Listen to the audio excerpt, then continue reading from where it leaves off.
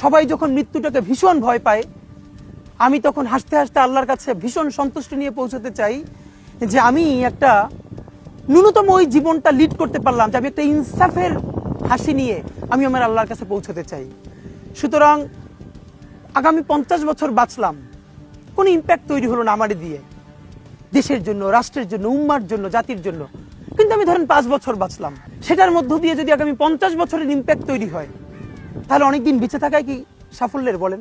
শহীদ president Ziaur Rahman কয়টা দিন বেঁচেছেন, কিন্তু ভাবেন আজকে পর্যন্ত উনি আমার অনুপ্রেরণা।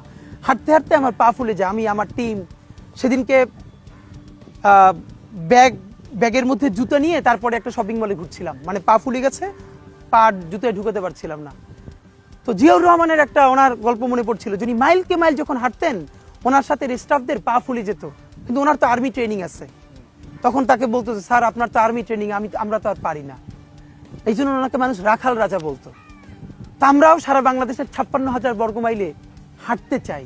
আমরা ইনসাফের চাষাবাদ করতে চাই, একটা স্বাধীন সার্বভৌমত্বের সততার বাংলাদেশ তৈরি করতে চাই। আল্লাহ যে কয়দিন হায়াতে রাখবেন এই লড়াইটা করব। যেদিন নিয়ে যাবেন আমি স্বপ্ন দেখে যেতে চাই, আমি আমাদের এমন টিম, আমি আমার সন্তানকে রেখে যেতে চাই, আমার মৃত্যুর পরে যেন এই লড়াই বন্ধ না হয়, এই লড়াই যেন বাংলাদেশে কিয়ামত পর্যন্ত জারি থাকে।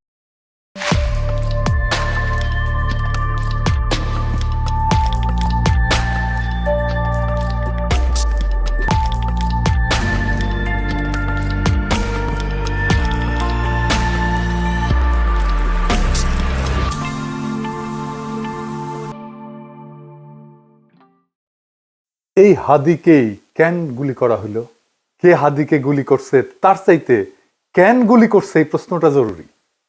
হাদি বর্ষা বিপ্লবের মধ্যে দিয়ে গড়ে ওঠা তরুণ এবং বিপুল সম্ভাবনাময় এক রাজনৈতিক নেতা।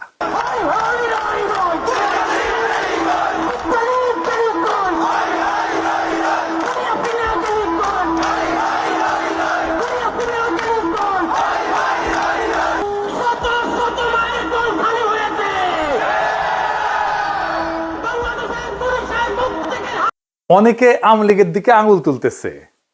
আওয়ামী লীগ অবশ্যই বর্ষা বিপ্লবের প্রধান শত্রু, কোনো সন্দেহ নাই, কিন্তু আওয়ামী লীগই কি একা বর্ষা বিপ্লবের একমাত্র শত্রু? না, রাজনৈতিক দলগুলো যারা হাসিনা বিরোধী লড়াই করছে তারাও তো বর্ষা বিপ্লবকে ধারণ করে না। সরকারের মধ্যে বিপ্লব বিরোধী ধান্দাবাজ অপদার্থ ধ্বজভঙ্গ লোকেরা ঢুকিছে একের পর এক। প্রফেসর ইউনূস নিজের বউয়ের ডাক্তাররা ঢুকাইছে মন্ত্রী পরিষদে, বন্ধুর পোলারে ঢুকাইছে, তার গ্রামীণ ব্যাংকের লেসপেন্সার সব ঢুকাইছে, পলিটিক্যাল পার্টিগুলো তাদের নিজেদের লোকদেরকে ঢুকাইছে, এবং বেশিরভাগই অপদার্থ। না আছে এদের ম্যানেজমেন্ট স্কিল, না আছে পলিটিক্যাল নলেজ, না আছে সদিচ্ছা, না আছে শরীরে জোর। আওয়ামী লীগ অস্ত্র কিনে সশস্ত্র যুদ্ধের ডাক দিছে, অস্ত্র কিনে যুদ্ধ করার কথা ঘোষণা দিছে, একবার না বারবার জেনেভায় যায় প্রকাশ্যে দিছে। দেখেন একের পর এক দেখান এইটা সেন। হোয়াটএভার ইট ইজ, আমাদের কথা হচ্ছে যে আমাদের এই সংগ্রাম লড়াই অব্যাহত রাখতে হবে, এই এদেরকে এখান থেকে উৎখাত করতে হবে। আর আমি সবসময় পার্সোনাল ক্যাপাসিটিতে একটা কথা বলি, সেটা হচ্ছে যে সশস্ত্র সংগ্রাম ইজ দ্য অ্যান্সার। হয়তোবা বাংলাদেশ আওয়ামী লীগ এই নীতিতে হয়তো এখনো যায়নি, কিন্তু ব্যক্তিগতভাবে আমার ক্যাপাসিটি হচ্ছে যে we have the take up arms এবং we have to resist ourself, because আমাদেরকে খুন করছে, আমাদেরকে পাল্টা লড়াই অব্যাহত করতে হবে, এবং এটাই হচ্ছে আমাদের স্ট্যান্ড। আমার কাছে মনে হয় ব্যক্তিগতভাবে আমার স্ট্যান্ড। দেখেন আর একটা দেখান, অস্ত্র হাতে নেওয়া ছাড়া, গেরিলা যুদ্ধ ছাড়া এই রাজাকারদের বিরুদ্ধে জেতা যাবে না। আমি আবারও আপনাকে বলি যে সশস্ত্র সংগ্রাম, গেরিলা প্রস্তুতি, এগুলো আমাদের জন্য জরুরি এবং সেটা আমাদেরকে ভাবা শুরু করা উচিত। আমি মনে করি বাংলাদেশ আওয়ামী লীগের এসব পুতু রাজনীতি করার সুযোগ নাই। আমরা দেখব যদি ভালোই ভালোই কাজ হয় হবে, কিন্তু দেশ যদি এইভাবে পাকিস্তানের দিকে চলে যেতে থাকে, সশস্ত্র সংগ্রাম এবং আমাদেরকে এই গেরিলা সংগ্রাম বা আরেকটা মুক্তিযুদ্ধ ছাড়া আমাদের কোন রাস্তা নাই। এবার আর একটা দেখান, আমরা করতে হইলে এইখানে পয়সা উঠান, আর যারা মন্ত্রী মিনিস্টার আসল বিদেশ তাকে বলেন পয়সা দিবার জন্য, আমরাও পয়সা দিব, অস্ত্র কিনতে হবে, আমরা যুদ্ধ করতে হবে মাঠে।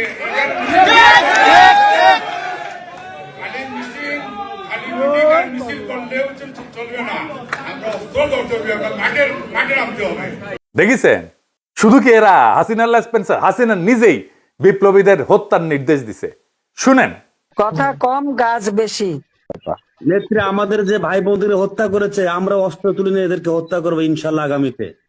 মুখে কথা একটু কম বলো তো, যারা কথা বেশি বলে তারা কিছু করতে পারে না। কথা কম গাছ বেশি, ঠিক আছে? মুখ দিয়ে বলতে যেও না, আগে করে দেখো। ঠিক আছে, খোদা হাফেজ। শুনেছেন? তারপরেই তো এই ঘটনা। একটা রাষ্ট্রের বিরুদ্ধে সশস্ত্র সংগ্রাম বা প্রকাশ্য খুনের নির্দেশ দেওয়ার বিরুদ্ধে কিছু করছে প্রফেসর ইউনূসের সরকার? কিছুই করে নাই, কিচ্ছু করে নাই। আর ওদের সাহস আকাশে চড়ছে। হাসিনাকে ভারত ফেরত না পাঠাতে চাইলে নাকি আমাদের কিছুই করার নাই, এই বলে তৌহিদানন্দ প্রভুপাদ। শুনেন, ভারতকে রাজি হতে হবে অথবা চাইতে হবে তাকে ফেরত পাঠানো। রাজি না হলে আসলে তো করার কিছু নেই, আমরা রাজি করানোর চেষ্টা করতে থাকতে পারি, এটুকু। যেটা প্রথমে যেটা বলছিলেন, এটা একটু প্রসেসের ব্যাপার আছে, প্রসেসে চলছে, দেখা যাক আমরা কতটুকু অ্যাচিভ করতে পারি। শুনেছেন?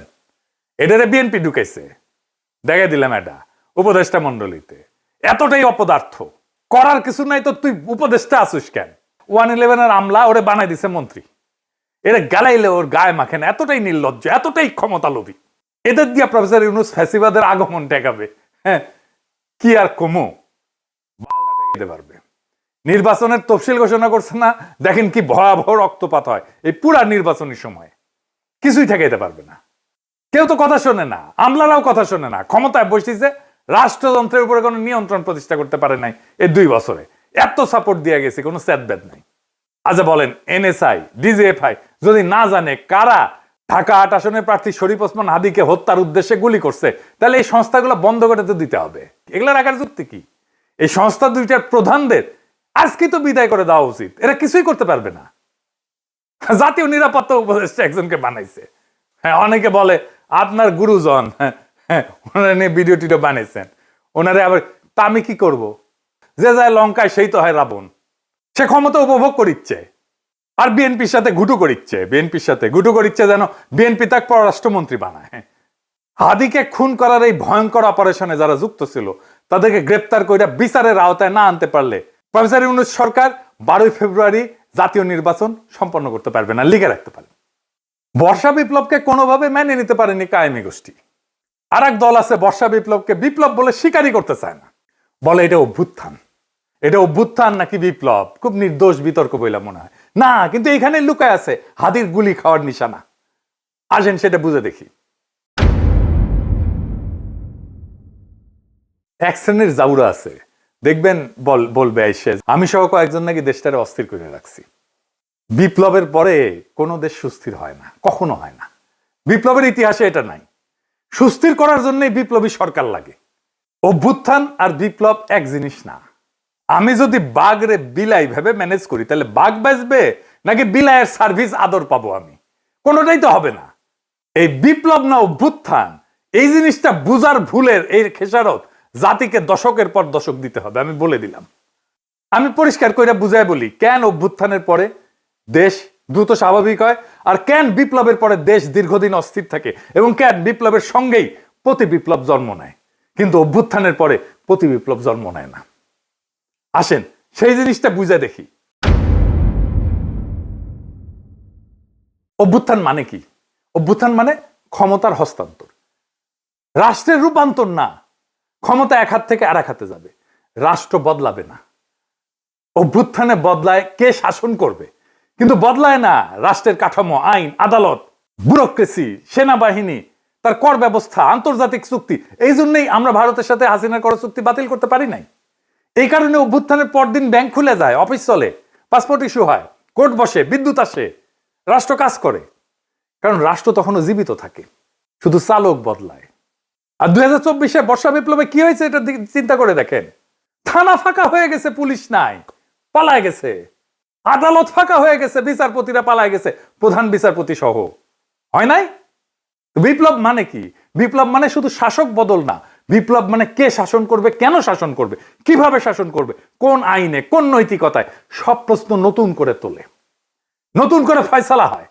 হান্না আরেন্ট বলছিলেন যে ইংরেজিতে লিখেছে, ইংরেজি যেহেতু লিখেছে ঠিকই লিখেছে, তাই না আমি বাংলা কইরা বলি। বিপ্লব মানে নতুন কর্তৃত্ব তৈরি করা, নতুন কর্তৃত্বকে প্রতিষ্ঠা করা। বিপ্লব মানে পুরনো বৈধতা ধ্বংস, নতুন বৈধতাকে আনা। নতুন বৈধতাকে আনতে হয় বিপ্লবী সরকার দিয়া। সে বিপ্লবী সরকার যদি আপনি না করেন, আপনার বৈধতা, আপনার কন্ট্রোল, আপনার নিয়ন্ত্রণ, আপনার অথরিটি দাঁড়ায় না। প্রফেসর ইউনূসের অথরিটি দাঁড়ায়নি, এই জন্যই দাঁড়ায়নি। কেন হয় প্রতি বিপ্লব হয় বিপ্লবের পরে?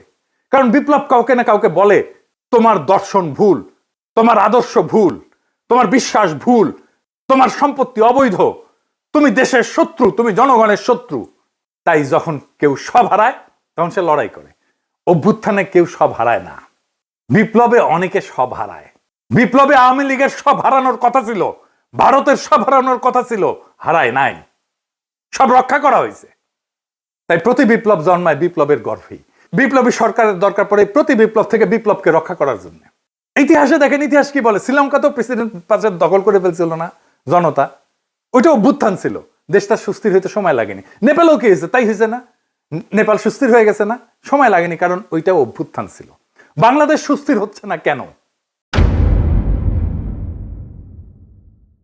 কারণ আমরা সেই গুরুত্বপূর্ণ সত্যটা এড়াই গেছি যে বাংলাদেশে একটা বিপ্লব হয়েছে এবং বিপ্লবের পরে অস্থিরতা থাকে, সেটাই স্বাভাবিক। কিন্তু সেই অস্থিরতা কতদিন থাকবে সেটা নির্ভর করে একটাই বিষয়ের উপরে, নতুন সরকার কতটা পূর্ণাঙ্গভাবে বিপ্লবী। আমরা সেটাকেই বলছিলাম বিপ্লবী সরকার। ইতিহাসে যেই সরকার বিপ্লবের ম্যান্ডেট নিয়ে, বিপ্লবী কর্মসূচি নিয়ে স্পষ্টভাবে পুরানো রাষ্ট্র ভেঙে নতুন রাষ্ট্র করে, সেখানে অস্থিরতা তুলনামূলকভাবে কম সময়ে দূর হয়ে যায়। কারণ সেখানে থাকে ক্ষমতা স্পষ্ট কেন্দ্র, আদর্শিক এবং রাজনৈতিক পরিচ্ছন্নতা। আর এইখানে না ঘরকা না ঘাটকা, বলে রাষ্ট্র সংস্কার করব, আর সব পুরানো কিছু সবকিছু রেখে দিচ্ছে। রাশিয়ায় 1917 সালে বিপ্লব হয়েছে, অস্থিরতা ছিল কিন্তু দ্রুত নিষ্পত্তি করে ফেলছিল বলশেভিকরা। অস্থিরতা দীর্ঘ হয়নি, যুদ্ধ ছিল কিন্তু দ্বিধা ছিল না। চীনেও কমিউনিস্ট সরকার পুরনো রাষ্ট্রের সঙ্গে আপোষ না করে নতুন রাষ্ট্র গড়ে তোলে। এইটাই বিপ্লবী চরিত্র, দ্রুত রাজনৈতিক স্থিতিশীলতা এনে দেয়। ভিয়েতনামও একই কথা। কর্তৃত্ব প্রতিষ্ঠা করতে হয় বিপ্লবী শক্তিকে।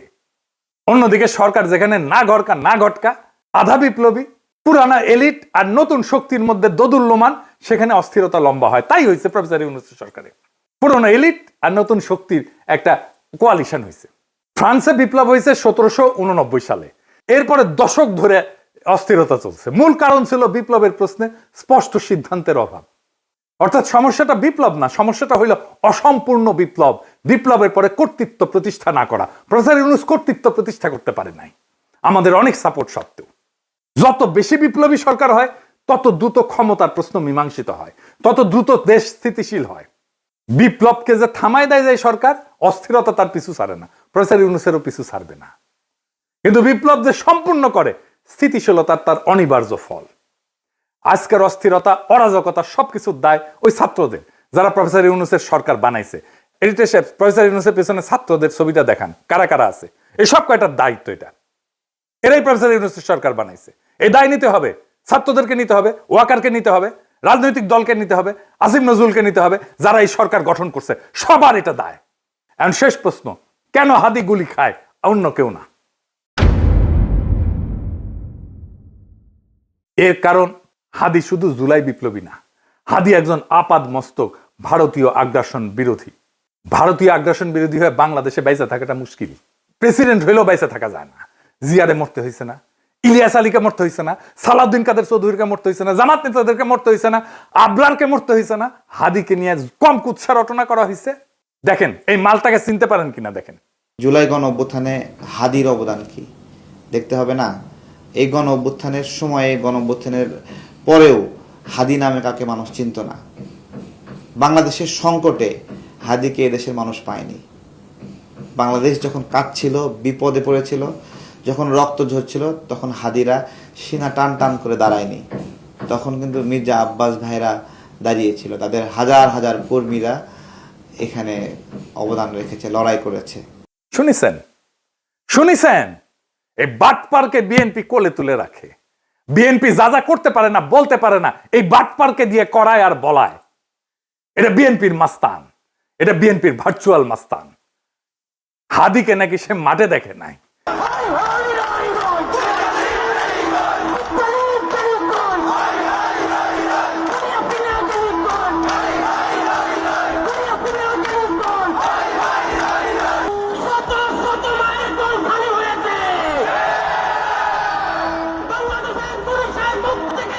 ওই বর্ষা বিপ্লবের হেডমাস্টার, ওর কাছে রোল কল কইরা বর্ষা বিপ্লবের স্টেক নিতে হবে। ওরে কিছু বললে বিএনপির বুদ্ধিজীবী ডাক্তার জাহেদ পর্যন্ত সেট করে ওঠে, কাইন্ডে শেষ হয়ে যায়। এই এপিসোড যখন রিলিজ হবে তখন হাদির ঠিক কি অবস্থা থাকবে আমি জানি না। এখনো পর্যন্ত হাদি ভালো আছে। হাদির কথায় আপনারা বারে বারে মৃত্যুর কথা আসতো, শহীদ মৃত্যুর কথা আসতো। আমরা তার এইরকম একটা কথা শুনেই এপিসোডটা শেষ করব। কিন্তু একটা কথা আপনাদেরকে স্পষ্ট করে বলে যেতে চাই, জুলাই বিপ্লবকে বিজয়ী করা ছাড়া আমাদের সামনে আর কোনো রাস্তা খোলা নাই। প্রফেসর ইউনূস বিপ্লবকে লক্ষ্যভ্রষ্ট করেছে। আমরা আবার সেই বিপ্লবকে সম্পন্ন করব, বিজয় করব। প্রয়োজনে আবার এক নদী রক্ত পাড়ি দেব, কিন্তু বিজয় নিয়ে ঘরে ফিরবো ইনশাল্লাহ। ইনকিলাব জিন্দাবাদ। মন খারাপ হয় যে আল্লাহ যদি আমাকে কোনোদিন নিয়েও যায়, তো এই যে ছেলে মেয়েগুলো, মানে আমি আল্লাহর কাছে সবসময় দোয়া করি, আপনি জানেন যে আমার আল্লাহ একটা সন্তান দিছে, 3 মাস ওর বয়স। আমার বাচ্চাটা তো আমি 3 মাসে 30 মিনিটও কোলে নিতে পারি নাই। তো আমার ওয়াইফ খুব মাঝে মধ্যে আর কি মজা করে বাচ্চারে বলে যে ইনকিলাব মঞ্চের মুখপাত্র তোমার সাথে দেখা করতে আসছে। তো আমার এই প্রথম মনে হলো কি যে আমি ভাইয়ারে বলি, ভাইয়া আল্লাহ যদি আমাকে নিয়ে যায়, আমার বাচ্চাটার দিকে একটু খেয়াল রাখেন। তো এই কথাটা আমি বলতে পারিনি।